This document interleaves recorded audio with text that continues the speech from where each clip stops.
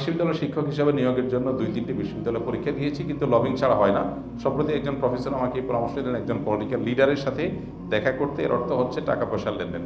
যদি আপনার যোগ্যতা আছে, টাকা ছাড়া কোনোভাবে চাকরি হবে না, এবং আপনার সাথে অযোগ্যরা চাকরি নেবে টাকা দিয়ে। এই ক্ষেত্রে আপনি নিরুপায় হয়ে যদি টাকা দিয়ে চাকরি নেন, এটা জায়েজ হবে, বিকজ আপনি নিরুপায়, আপনাকে বাধ্য করা হচ্ছে।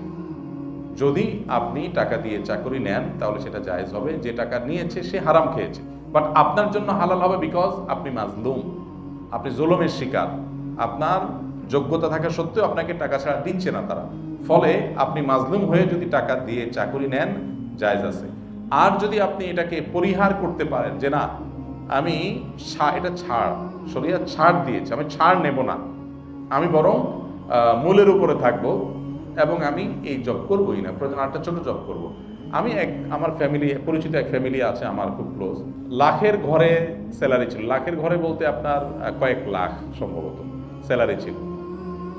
20,000 টাকা বেতনের একটা চাকরি এখন করে, ওই চাকরি ছেড়ে দিয়ে, এবং এমন এক জায়গায় বাসা, মানে এখানে একটা পশ এরিয়া, মানে বাসা বলতে ঐতিহ্যগতভাবে বাপদাদার বাড়ি ওখানে, কিন্তু ফ্যামিলি চলে এখনো অনেক কষ্টে, অনেক কষ্টে। কোরবানি পর্যন্ত করতে পারে না, কোরবানি পর্যন্ত করতে পারে না, এত কষ্টে চলে। কারণ 20,000 টাকা বেতনের চাকরি ঢাকা শহরে ফ্যামিলি নিয়ে কীভাবে টিকে, কঠিন। কিন্তু আলহামদুলিল্লাহ কোনো অভিযোগ নাই, খুব হ্যাপি, কারণ আল্লাহকে খুশি করার জন্য সে স্যাক্রিফাইস করছে। ভাই, জান্নাত প্রত্যাশা করলে কিছু একটা স্যাক্রিফাইস তো করবেন।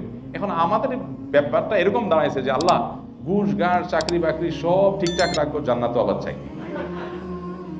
জান্নাতও চাই। আরে ভাই, কিছু স্যাক্রিফাইস করলে তো আপনি জান্নাত প্রত্যাশা করবেন। আল্লাহ যদি বলেন যে জান্নাত কোন মুখে চাইলা, তুমি কি স্যাক্রিফাইসটা করলা, তুমি কি বলার আছে? আমি যদি বলি যে আল্লাহ দেখো এত বড় স্যাক্রিফাইস আমি করছি, তো বলা লাগবে না, অটোমেটিক আল্লাহ আমাকে জান্নাত দিবেন ইনশাআল্লাহ।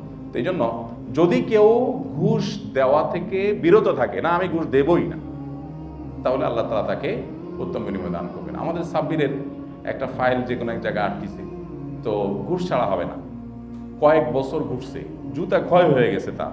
পরে এক অফিসার তাকে ডেকে বলছে, ভাই আপনার মাথা ঠিক আছে, কয়টা টাকার ব্যাপার, আপনার জন্য তো কোনো ব্যাপার না, দিয়ে দেন। সাবির বলছে না, আমি এটা দেবো না। এমনি বরিশাল মানুষ তেড়া কিসিমের হয়, আমি এটা দেবো না, আমি এটা শেষ দেখবো।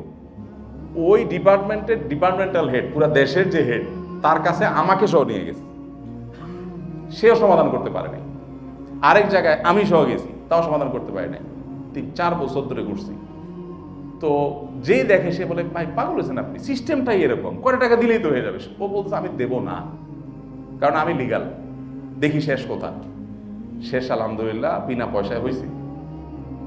তো এখন কেউ যদি এরকম সিরিয়াস হয় যে না আমি দেবো না, অন্যায় কাজ আমি করবো না, তো সে আল্লাহর কাছে আজর লাভ করবে। কিন্তু কেউ যদি দেয়, সে দায়ী হবে না। ঘুষ দিয়ে যদি সে চাকরি নেয়, সে আল্লাহর কাছে দায়ী থাকবে না, বিকজ তাকে বাধ্য করা হয়েছে। সরকারি কর্মকর্তারা অনেক ক্ষেত্রে নানা ধরনের অনুষ্ঠান আয়োজন করতে হয়। বিভিন্ন দিবসের সাংস্কৃতিক অনুষ্ঠানে গান বাজনা, নাচ সহ নাচ ইত্যাদির আয়োজন সিনিয়রদের নির্দেশনা করতে হয়। দায়িত্বপ্রাপ্ত হলে করণীয় কি? ভাই দেখুন তো, বিভিন্ন দিবসে রীতিমতো স্কুলগুলোকে, বিভিন্ন শিক্ষা প্রতিষ্ঠানকে বলা হয় না, বিগত সময় করা হয়েছে, আমার মনে জানা আছে, যে নাচ গান অনুষ্ঠান করে সেটা ভিডিও করে সিডি জমা দিবেন। এখন আছে কিনা আমি জানি না, এরকম ছিল। তো এটা তো অনাচার, এটা তো রীতিমতো সাংবিধানিক অধিকার লঙ্ঘন করা। আমার ধর্ম আমাকে অ্যালাউ করে না, সেটা আমাকে করতে বাধ্য করা হচ্ছে, এটা আমার সাংবিধানিক অধিকার ক্ষুণ্ণ করা হচ্ছে। এগুলোর বিরুদ্ধে ফাইট করা দরকার। আপনাদের এতটুকু গাঁটে শক্তি থাকা দরকার যে স্যার এটা কি আসলে আমরা আইনত করতে পারি? একজনের রিলিজিয়ন, তাকে যদি কোনো কিছু অ্যালাউ না করে, এটা তো সাংবিধানিক কোনো বিষয় না যে এটা না করলে আমার মানে মহাভারত শুদ্ধ হয়ে যাবে, এমন না তো। তাহলে এটা আমাকে কেন করতে হবে? ফাইট করা দরকার, পরিবেশ গড়া দরকার, প্ল্যান করা দরকার। যদি সে প্ল্যান থাকে, পরিকল্পনা থাকে, ফাইটের মধ্যে থাকেন, তাহলে সেক্ষেত্রে নিরুপায় হিসাবে আপনি করলে সেটা আল্লাহ তাআলা মাফ করবেন। কিন্তু আপনি যদি এটাকে মেনে নিয়ে চলেন, তাহলে সেটা আল্লাহর কাছে মাফ হবে না। আসলে কথা, বিভিন্ন ওষুধ কোম্পানির প্রতিনিধিগণ ডাক্তারকে না জানিয়ে বিভিন্ন গিফট নিয়ে আসেন। আমি যদি তাদের কোনো বিশেষ সুবিধা না দেই, তারপরও যদি তারা গিফট নিতে জোর করে, তখন কি গিফট নেওয়া যাবে? ভাই, এই গিফটটা আপনারা জোর করে, আমরা তো চাইলেও দিবে না। মানে তাহলে বোঝা গেল ডাল মে কুছ ভি নেহি, পুরাই কালা হ্যায়। মানে আপনি বলতেছেন যে আপনি কিচ্ছুই করবেন না, তাও আপনারা জোরাজোরি করবে। ভাই, দুনিয়া এরকম সহজ হয়ে গেল? যে লোকটাই জোরাজোরি করতেছে, এখন রিক্সাওয়ালার সাথে 5 টাকা নিয়ে মারামারি করতেছে, তো সে হঠাৎ করে হাতেমটাই হয়ে গেল কেন? বোঝা গেছে যে ভাই জিনিস কাজ করেই।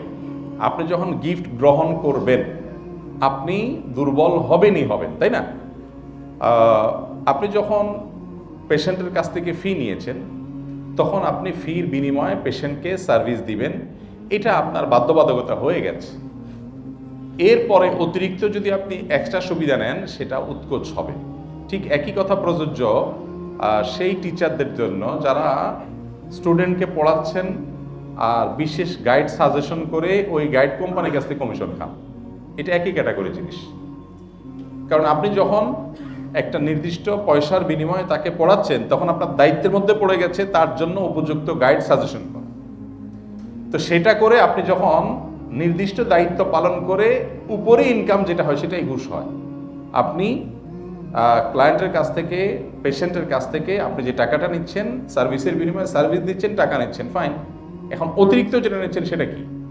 সেটাই ঘুষ। এই জন্য এটা জায়েজ নাই। কোনো গিফট যদি এরকম জোর করে দিয়ে যায় তো সেটা নেওয়া জায়েজ নাই। যদি দেয় তাহলে সওয়াবের নিয়ত করা ছাড়া দান করে দিবেন। সবচেয়ে ভালো তাদেরকে রিটার্ন করবেন, আপনাদের সওয়াবের নিয়ত করা ছাড়া দান করে দিবেন। কি পরিমাণ এই কমিশন বাণিজ্যের কারণে পেশেন্টরা ক্ষতিগ্রস্ত হয় এটা তো আমরা সবাই কম বেশি জানি। আপনি বলবেন না আমি চাই বা না চাই তারা দিবে, অথবা পেশেন্টের জন্য উপকারিতাই আমি লিখবো, অসুবিধা নেই, লেখা আমি কোনো 2 নম্বরই করবো না। ঠিক আছে, সেটা তো আপনি লিখতে এমনিও বাধ্য। উপকারটা না লিখলে তো আল্লাহ কাছে এমনিই দায়ী হবেন আপনি। কিন্তু এইটা নবীজি একটা কথা বলেছেন, সহিহ মুসলিম হাদিসটা আসছে, ফাবিমা তাখুযু মালা আখিক। একটা সুন্দর কথা, এটা লিখে রাখার মতো। ফাবিমা তাখুযু মালা আখিক, তুমি কারো কাছ থেকে কোনো কিছু নেওয়ার আগে তোমার এই প্রশ্নের উত্তর বের করতে হবে, কিসের বিনিময়ে নিচ্ছ তুমি, কি করে তুমি এটা নিচ্ছ। তার প্রোডাক্টটা যদি পারফেক্ট হয় পেশেন্টের জন্য তো ওইটা তুমি এমনি লিখতে বাধ্য। তাহলে তার কাছ থেকে তুমি নিলা যেটা কিসের বিনিময়ে, তুমি তো কিছু দিলা না। তো এটা কিন্তু জায়েজ নাই আসলে, যদিও অনেকে আমরা এটা মানতে পারি না। কাস্টমসের চাকরি কি হালাল? আমার টাকায় আমি পণ্য কিনে দেশে আনবো, তাতে সরকার ট্যাক্স নিচ্ছে, এই কাস্টমস শুল্ক নেওয়ার বিধান কি? বড় প্রশ্ন। তবে উত্তর সহজ। সেটা হলো যে চাকরি হালাল হবে আপনার, আপনার চাকরি হারাম হবে না। বাট এই সিস্টেমটা, যে সিস্টেমটা প্রচলিত আছে, এই সিস্টেমটা এটা ইসলামী শরিয়ার বিবেচনা সঠিক কিনা এগুলো আসলে এত দীর্ঘ গবেষণার বিষয়, 10-20 পৃষ্ঠা এটা ডিসকাস করতে হবে, সংক্ষেপে বলার জিনিস না। তবে কেউ চাকরি করলে তার চাকরি হারাম হবে না ইনশাআল্লাহ।